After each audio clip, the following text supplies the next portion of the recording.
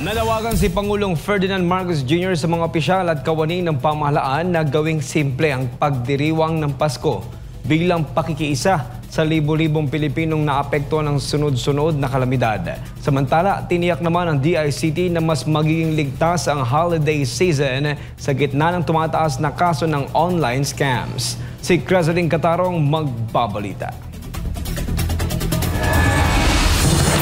Pinaalalahanan ni Pangulong Ferdinand Marcos Jr. ang lahat ng ahensya ng gobyerno sa buong bansa na gawing simple ngunit makabuluhan ang kanilang pagdiriwang ng Pasko at year-end. Sa isang press briefing sa Malacanang itong Miyerkules, sinabi ito ni Palace Press Officer at Presidential Communications Office Undersecretary Claire Castro bilang pagsasaalang-alang sa mga pamilyang patuloy na bumabangon mula sa sunod-sunod na kalamidad. Kabilang na ang mga lindol sa Visayas at Mindanao, pati na rin ang mga bagyong tumama sa iba't ibang bahagi ng bansa. Sunod na mga sakuna sa bansa, paalala ni Pangulong Ferdinand R. Marcos Jr.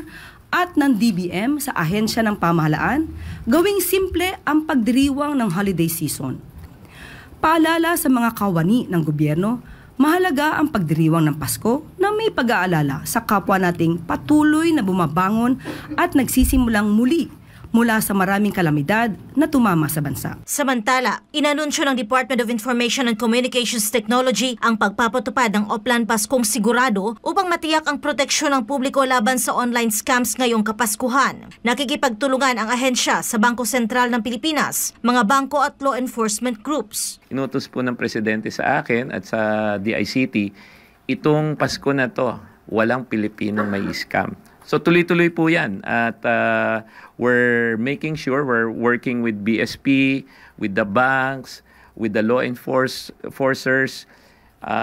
Matiwasay po dapat ang Pasko natin, so tuloy-tuloy lang po kayong e-commerce, e-transaction. Nilinaw din ng DICT na walang naganap na data breach sa mga e-wallet services ayon sa verifikasyon ng National Privacy Commission. Habang nagpapatuloy po na mag-verify kami doon sa mga reports kasi kailangan namin gawin, gusto lang po namin linawin. We concluded, hindi po fake news po yon. Parang may na-recycle na news in the past na lumutang na lang. Matatandaang tumataas ang mga kaso ng phishing at peking online sellers tuwing holiday season dahil sa pagdami ng online shopping. Para sa Diyos at sa Pilipinas kong mahal, ito si Creseline Catarong, SMNI News.